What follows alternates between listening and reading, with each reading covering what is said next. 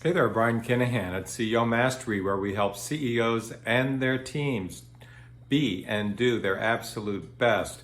I was recently talking about goal setting with the CEO of a fast-growing 4-year-old, 150 employee company, doing great, really doing great. And he's really good at setting high-level goals and then cascading them down through the organization. I mean, it's a critical competency that all companies should embrace. The problem is that he was setting unrealistically high goals. His thought was, if I set super high goals and my people only achieve, 80% of it, well, they wouldn't have achieved even that much had I not set a super high goal. And for that matter, I'm not chastising, punishing them if they don't reach the goal that I've set. So everything should be fine. But what he didn't figure on is that the human animal, the human beings are wired for accomplishment.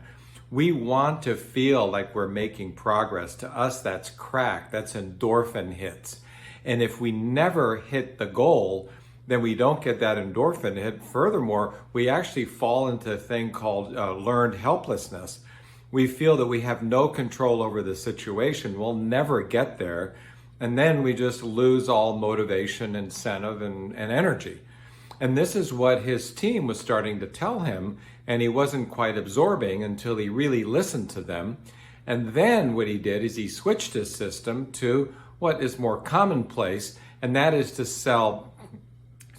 set ambitious goals that are, attainable with great effort and not all the time, what I like to call out of sight, out of reach, but not out of sight.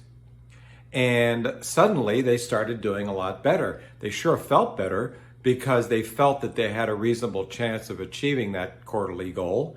And they oftentimes would achieve it and they'd feel really good about it. Plus he gave them incentives to exceed the goal.